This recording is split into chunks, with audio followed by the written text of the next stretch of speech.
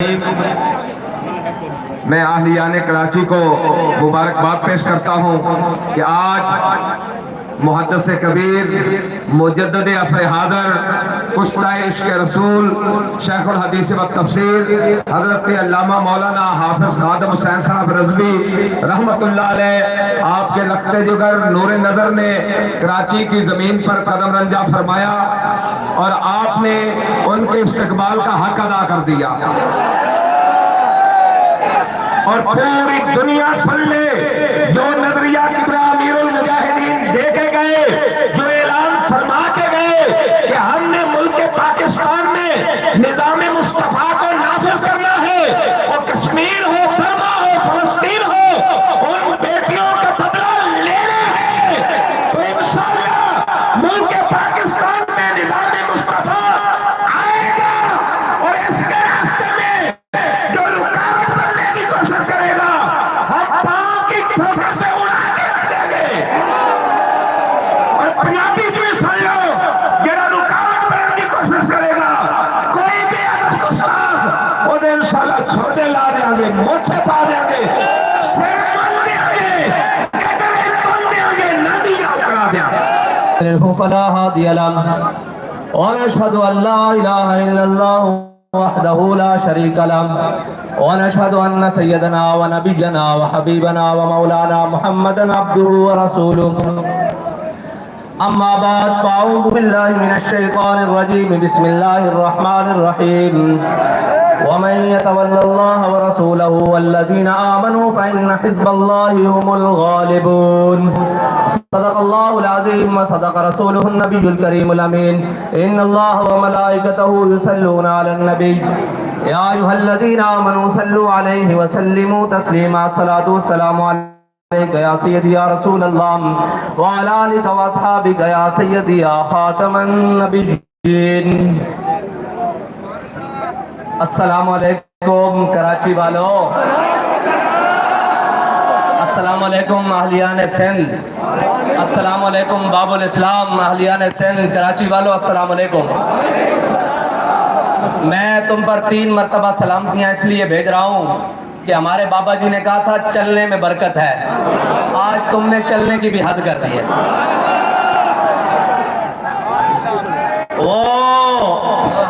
वो जो कहते थे कि जी इनको क्या पता हो कि मुल्क कैसे चलता है, हमने उन्हें आज सिर्फ छोटा सा पैगाम देने के लिए आपको बुलाया है कि कौम तहरीक लब्बैक पाकिस्तान पर उस सतह का एतमाद कर चुकी है कि तहरीक लब्बैक पाकिस्तान जिस मौजू पर मर्जी जिस वक्त मर्जी कौम को बुलाए कौम लब्बैक कहती है।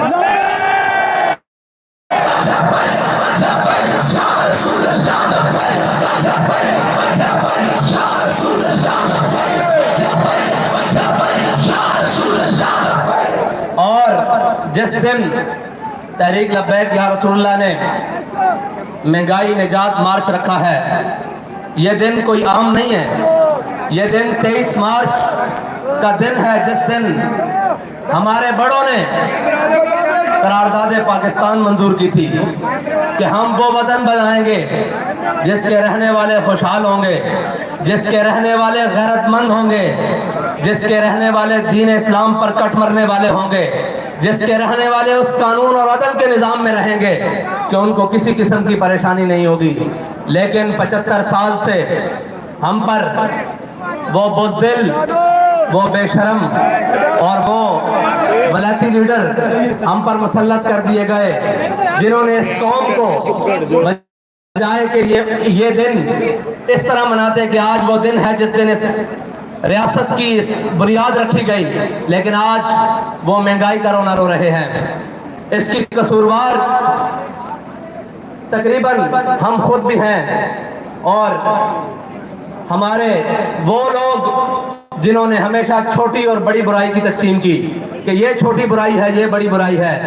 आपको अब तो 75 साल गुजरने के बाद ये एहसास हो जाना चाहिए कि बुराई बुराई होती है, अगरचे उसके ऊपर जो मर्जी कवर प्लेटेड दे दिया जाए, उसको पीपल्स पार्टी का नाम दे दिया जाए, उसको MQM का नाम दे दिया जाए, उसको नून लीग का नाम दे दिया जाए, या उस बुराई को मजीद सफाफ करने के लिए पीटीआई का नाम दे दिया जाए। ये सारे गलाजत के पलंदे हैं जो कौम के गले में डाल दिए गए हैं। लेकिन अफसोस के वक्त और कुदरत ने बड़े मौके दिए इन सबको कि शायद ये सुधर जाएं। आज से 365 दिन पहले एक मुतालबा हमारा था कि भाई खुदा के लिए रसूलुल्लाह के नाम पर इनको सीधे हो जाओ, रसूलुल्लाह के नाम पर मैदान लगाओ, इनको जवाब दो कि हम सब कुछ बर्दाश्त कर सकते हैं, अपने आका और मौला की हुर्मत पर एक लफ्ज बर्दाश्त नहीं कर सकते, उनकी नामों से रिसालत पर गद्दारी नहीं कर सकते। लेकिन हमें कहा जाता था क्या हम यूरोपीय यूनियन से ताल्लुकात तोड़ लें?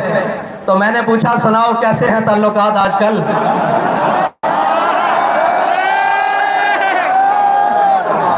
और बेशर्मो जो थूक के जो चाटना था तो कम से कम रसूलुल्लाह के नाम पर आगे कदम बढ़ा देते। सिर्फ पाकिस्तान ही नहीं पूरी दुनिया में तुम्हें इज्जत मिल जाती। लेकिन बाबा जी फरमाते थे फिर के गली गली तबाह, ठोकरें सबकी खाए क्यों? अब जाओ प्यूटन की ठोकरें खाओ, अब जाओ अमेरिका की ठोकरें खाओ, और अब जाओ यूरोपीय यूनियन के आगे हाथ जोड़ो कि हम मस्कीन हैं, गरीब हैं, हमारी जबान फिसल गई, हमसे जबानी लफ्ज़िश हो गई। ये जबानी नहीं हुई, ये मेरे मालिक ने तुमसे करवाया है।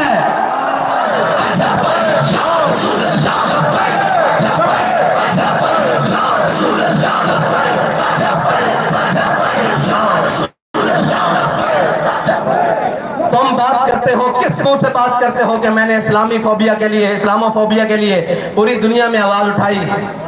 ओए मुनाफिक आजम, मेरे ख्याल से जलील आजम, मुनाफिक आजम, सुन तो सही ये बात, तुझे गैरत नहीं आती ये बात करते हुए?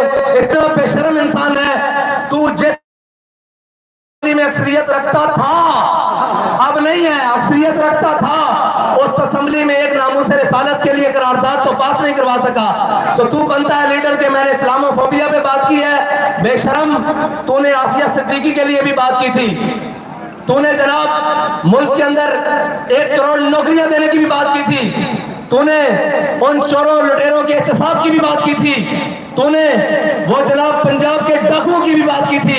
लेकिन खुदा लम यज़ल को मंजूर ये है कि जिसको कौम आखिरी उम्मीद समझती है अल्लाह उसको गलियों में रुलवा रहा है, कि आखिरी उम्मीद ये नहीं है।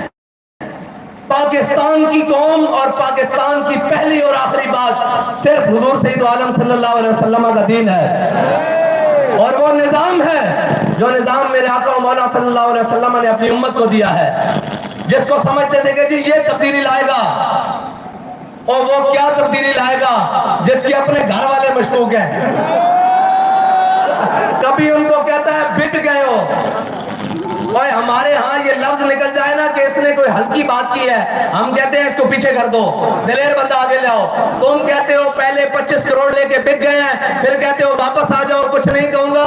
मैंने कहा ना ये वापस आएंगे, ना वो 25 करोड़ वापस करेंगे, ना ये तुम्हारे साथ चलेंगे, अब तुम्हें जाना होगा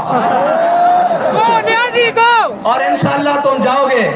लेकिन एक बात है कि मैदान तुम जाओगे जरूर, लेकिन मैदान उन चोरों के लिए खाली नहीं होगा जिन्होंने फ्रेंडली अपोजिशन की, नामूस रिसालत के मसले पर कौम का खून, आशिकाने रसूल का खून, गुलामाने मुस्तफा का खून सड़कों पर बहता रहा, और वो बेशरम और बेगैरत बनकर असेंबलियों में जाकर एक आवाज न उठा सके।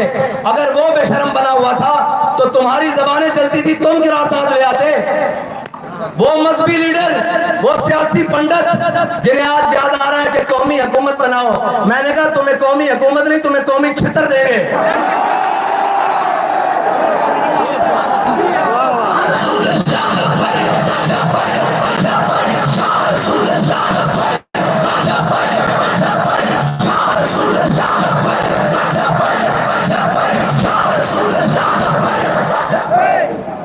तुम इतने बेशर्म हो चुके हो कि तुमने 3 साल इस मुल्क की बुनियादों के साथ खेला गया। इस मुल्क में FATF जैसे लईन कानून कवानीन पास हुए इस असेंबली से, तुम्हारे जबड़े से जबान बाहर ना आई। मैं सारी अपोजिशन से बात कर रहा हूं, इसलिए कि अंडर द टेबल और अपर द टेबल बातें करने और हैं, दफ्तर खुलवाने और हैं, कौम के लिए बात करना और है। इस्लामाबाद से लेकर कराची जाना और फिर खुद कांपते हुए वापस आना, ये और है।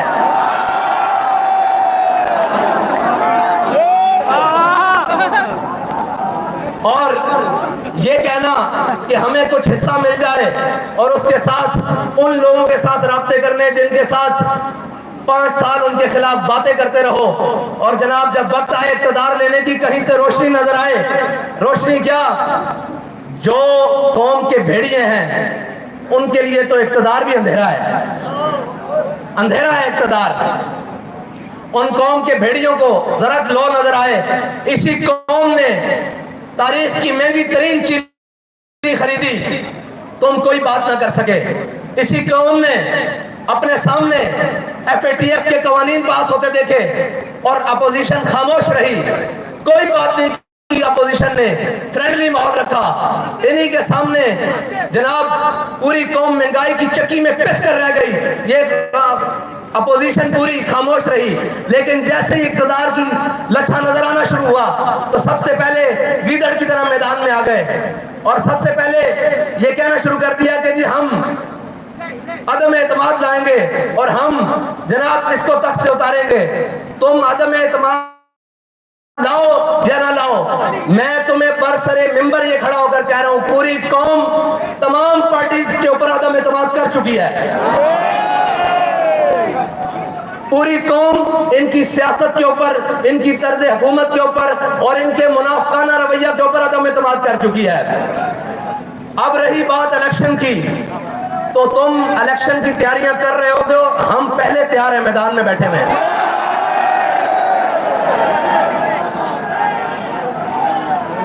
हमारे जवान भी तैयार हैं, बूढ़े भी तैयार हैं, खवातीन भी तैयार हैं, बच्चे भी तैयार हैं।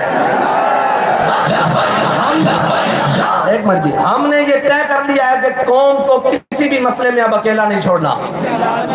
वो महंगाई का मसला हो, वो सबसे पहले नामूस रिसालत खत्म नबूवत का मसला हो, जाने देंगे, देनी पड़ी, खून देंगे, देना पड़ा खून देंगे, जनाब माल देना पड़ा देंगे, लेकिन कौम को अब इन बोसीदा नारों के सुपुर्द नहीं कर देंगे।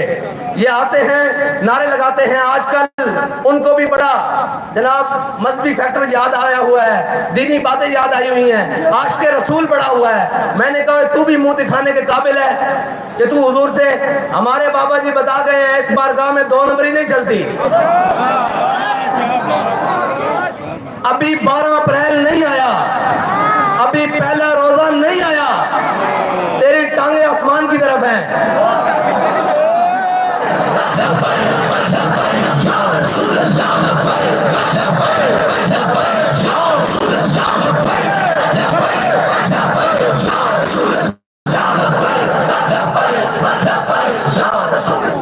मीडिया का जदीद दौर है, हर शख्स का किरदार सामने खुल के उसके सामने है कि वो कौम के मुंतखब नुमाइंदे जिनको कौम लाखों वोट देकर भेजती है असेंबली में, उनकी कीमत सिर्फ 25-25 करोड़ और 50-50 करोड़ रुपया है।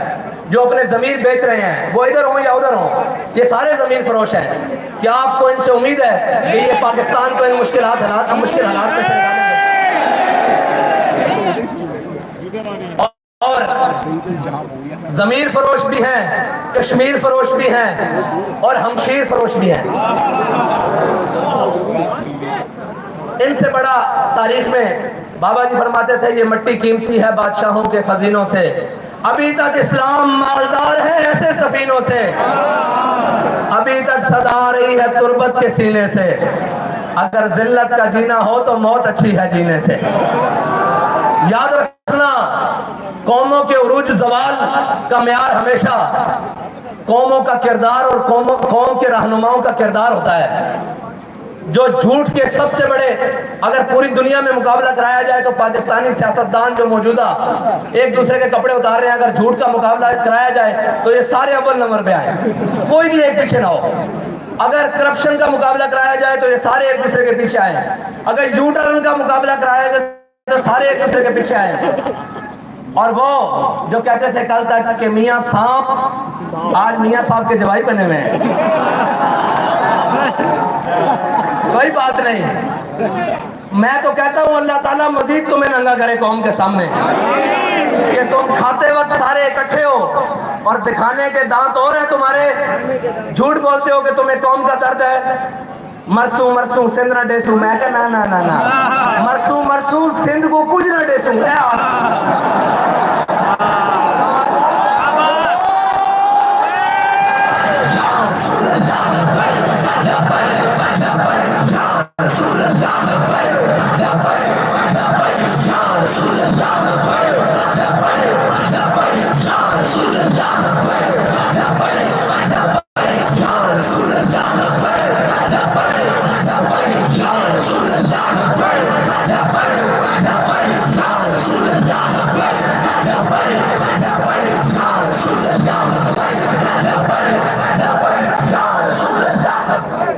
शर्म नहीं आती? कुछ गैरत नाम की चीज है। यहाँ से मार्च लेकर वहां जाते हो, 4 मरतबा सूबाई हुकूमत तो तुम्हारे पास है सिंध की। क्या किया तुमने? तुम तो कराची की पाइपलाइनों में सिर्फ साफ पानी नहीं दे सके, जो कोई इतनी बड़ी साइंस नहीं है, वो अलग बात है।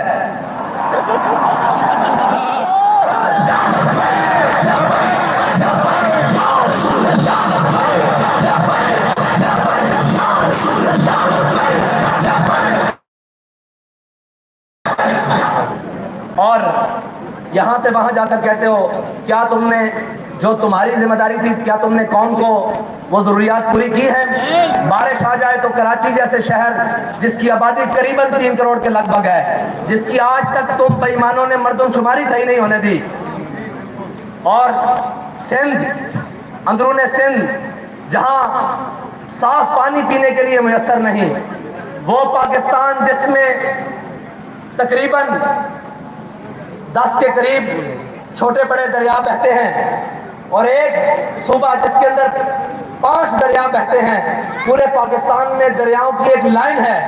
उस मुल्क के वासियों को अगर साफ पानी ना मिले तो क्या तुम्हें डूब मरने का मकाम नहीं हासिल?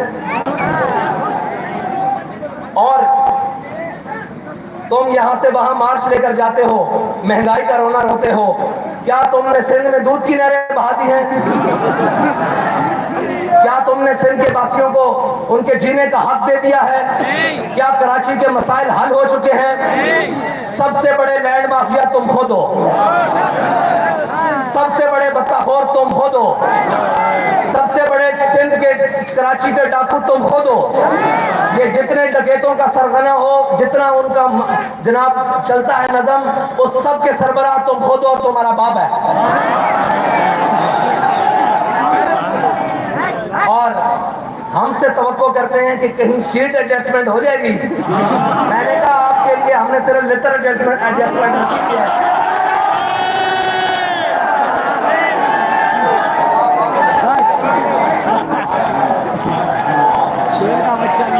भाई इसलिए कि सीट, और मेरी बात सुनो, ताली नहीं मारनी, वो हमने नारा लगाना है जिससे इनके जिगर पिघलते हैं। नारा हमने वो लगाना है।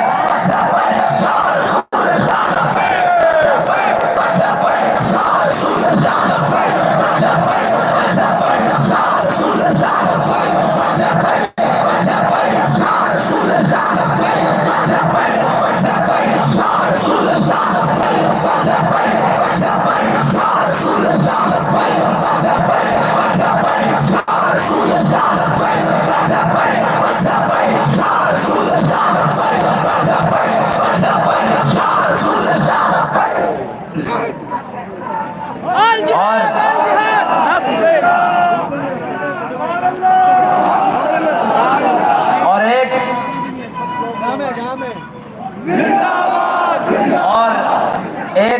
मुनाफिक आजम जलील आजम साहब को आजकल अमर बिल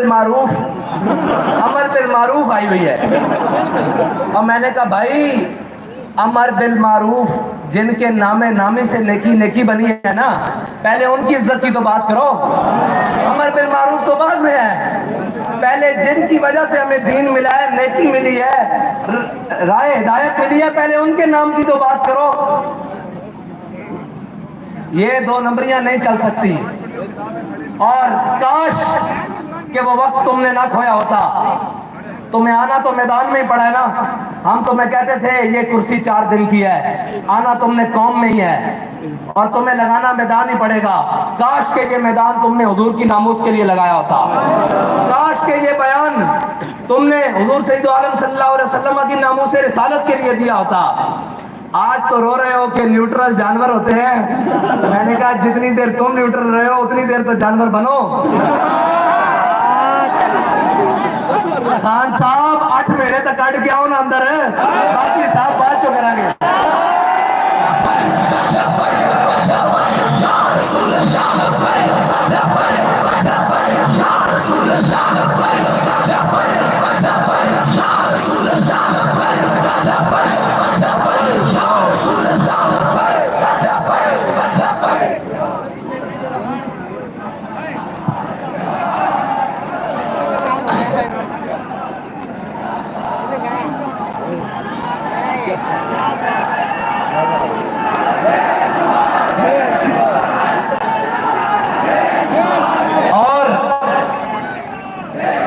जो बड़े पढ़ी लिखी हुकूमत लेकर आए और बड़े समझदार लोग लेकर आए कि ये मुल्क को संभालेंगे, उन पढ़े लिखों ने पाकिस्तान का हाल ये किया कि पहले पाकिस्तान सिक्योरिटी रिस्क पर था, इसको सरहदी खतरात थे, अब ये माशी रिस्क पर है।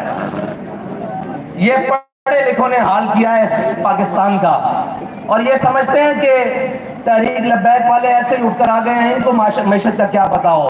मैंने कहा हमें सारी बातों का पता है, सिर्फ वक्त की देर है और वो वक्त भी दूर नहीं है इंशाल्लाह। मईशत दुरुस्त करना पढ़े लिखों का काम है ही नहीं, मईशत दुरुस्त करना टंडे वालों का काम है।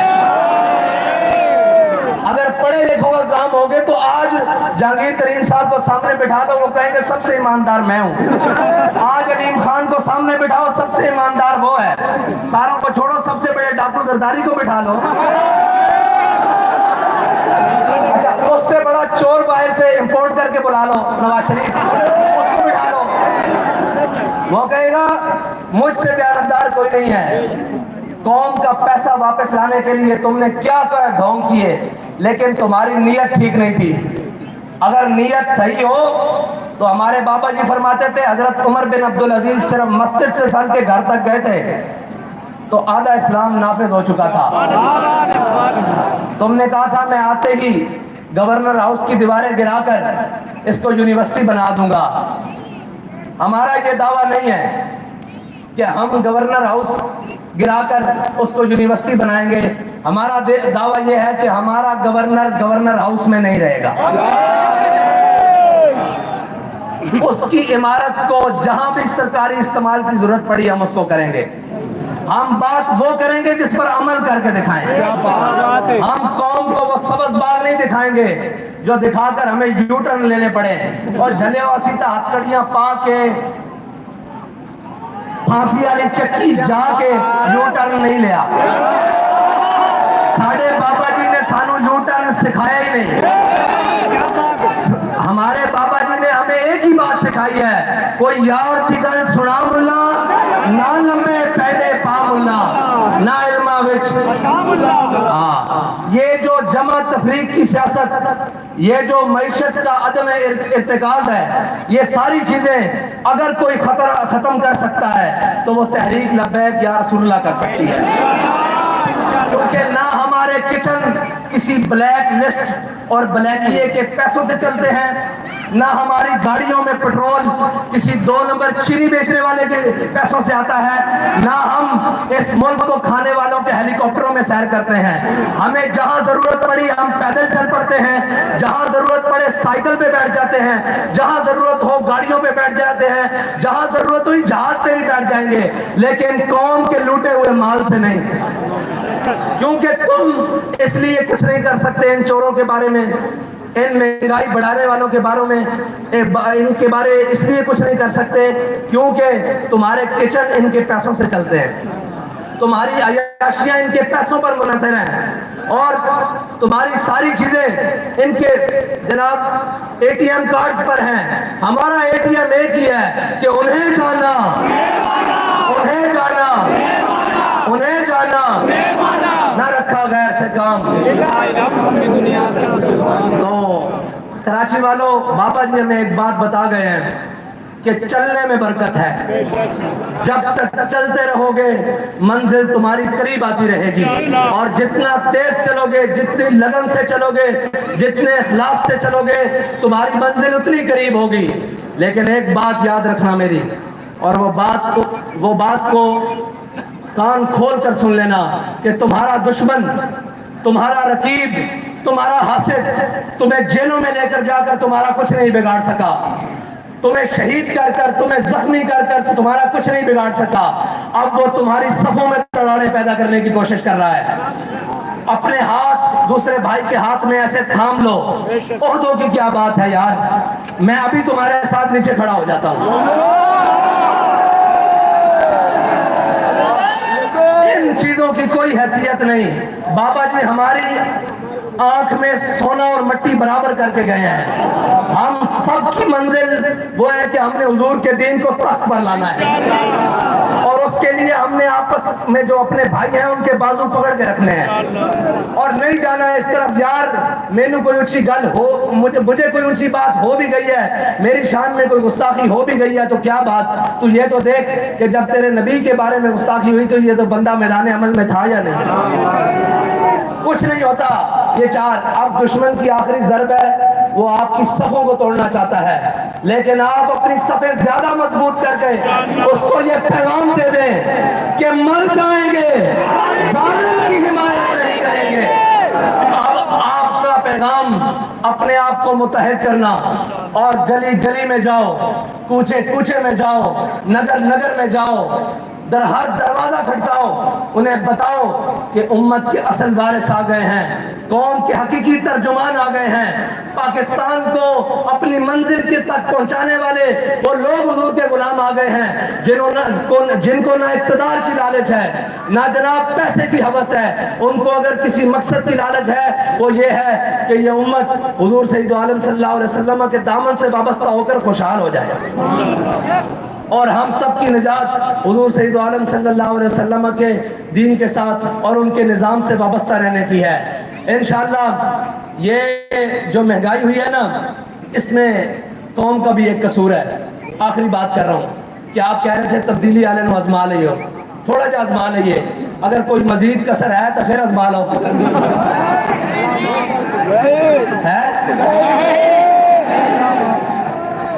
अब इन सब चोरों डाकुओं से जान छुड़ाओ और हुजूर सैयद आलम सल्लल्लाहु अलैहि वसल्लम के दीन को तख्त पर लाने की मेहनत करो, सुबह शाम मेहनत करो, और इस तरह निकलो कि तुम्हें किसी की झिझक नहीं होनी चाहिए, किसी की शर्म नहीं होनी चाहिए। वो पूरा सिंध लूट कर अगर महंगाई मार्च कर सकता है, आज़ादी मार्च कर सकता है, तो हम तो वो हैं कि जिनके दामन पर ना करप्शन का दाग है, ना गद्दारी का दाग है, ना बैरूनी मुल्क से बैरून पैसा भेजने का दाग है, ना लिसानी दाग है, ना कौमियत का दाग है। हमने तो नारा ही वो लगाया जो पूरी उम्मत का नारा है कि मन सब्र अभिजन, मन सब्र अभिजन। वाखिर दावाना अल्हम्दुलिल्लाह रब्बिल आलमीन।